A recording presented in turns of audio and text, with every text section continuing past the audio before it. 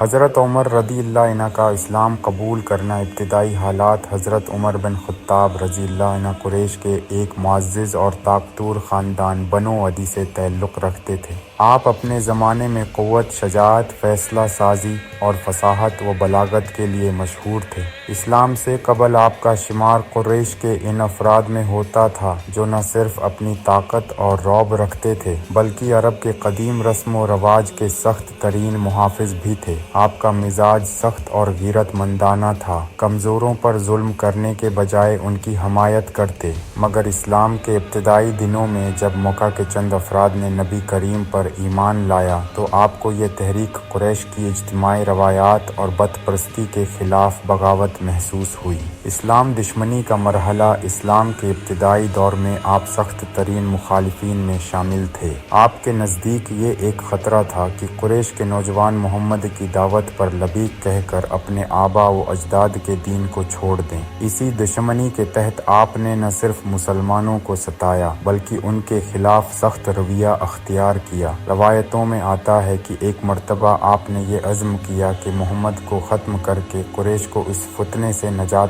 دلائی جائے۔ نبی کریم کو قتل کرنے کا ارادہ۔ ایک دن آپ تلوار لے کر نکلے تاکہ رسول اللہ کو نعوذ باللہ قتل کر سکیں۔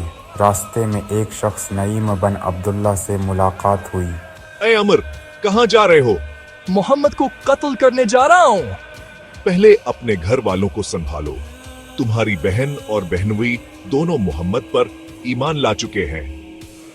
یہ سن کر حضرت عمر غصے سے اپنی بہن فاطمہ بنت خطاب اور ان کے شوہر سعید بن زید کے گھر کی طرف روانہ ہوئے۔ جب آپ بہن کے گھر پہنچے تو وہ دونوں حضرت خباب بن الارت سے قرآن پڑھ رہے تھے۔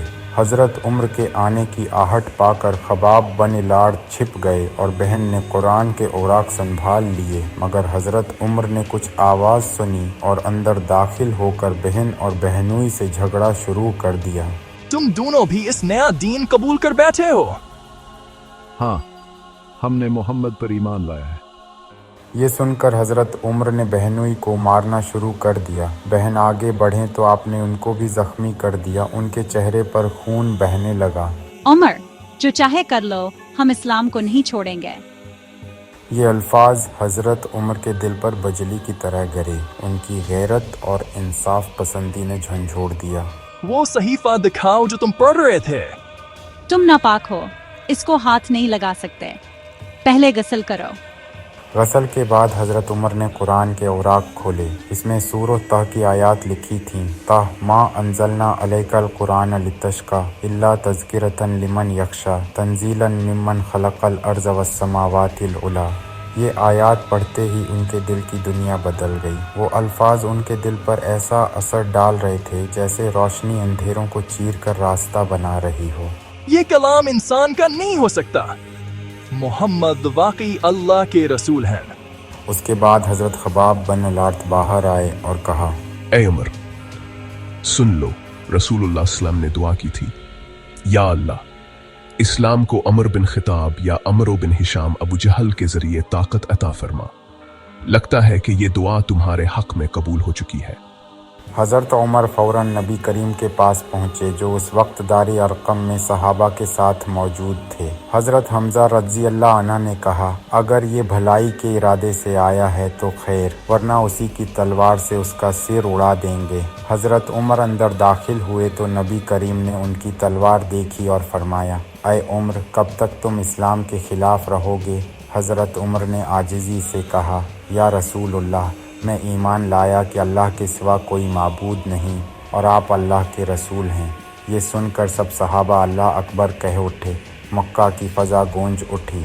اسلام قبول کرنے کے بعد حضرت عمر رضی اللہ عنہ نے اپنی بہادری اور غیرت کا وہ مظاہرہ کیا جس نے مسلمانوں کے دلوں کو جلا بخشی۔ انہوں نے کہا، یا رسول اللہ، کیا ہم حق پر نہیں ہیں؟ آپ نے فرمایا، کیوں نہیں، ہم حق پر ہیں۔ انہوں نے کہا، پھر چھپ کر کیوں عبادت کریں؟ اسی وقت وہ نبی کریم اور صحابہ کو لے کر کھلے عام خانہ کعبہ گئے اور صفوں میں کھڑے ہو کر نماز ادا کی۔ اس دن اسلام کو کھلے عام اظہار کی جرات ملی۔ اسی لیے کہا جاتا ہے کہ حضرت عمر کے قبول اسلام سے پہلے مسلمان چھپ کر عبادت کرتے تھے اور ان کے بعد کھلے عام۔ حضرت عمر کے اسلام لانے کے بعد مسلمانوں کو ایک مضبوط پشت پناہی ملی۔ قریش جانتے تھے کہ عمر ایک مضبوط اور بااثر شخصیت ہیں، اب وہ مسلمانوں کو اتنا آسانی سے ستا نہیں سکتے۔ اسی لیے صحابہ کہتے ہیں کہ حضرت عمر کے اسلام لانے سے پہلے ہم کمزور اور پست تھے، لیکن ان کے بعد ہمیں عزت اور قوت ملی۔ جب ہجرت کا وقت آیا تو زیادہ تر مسلمان خفیہ طور پر ہجرت کرتے تھے، لیکن حضرت عمر نے اعلان کیا،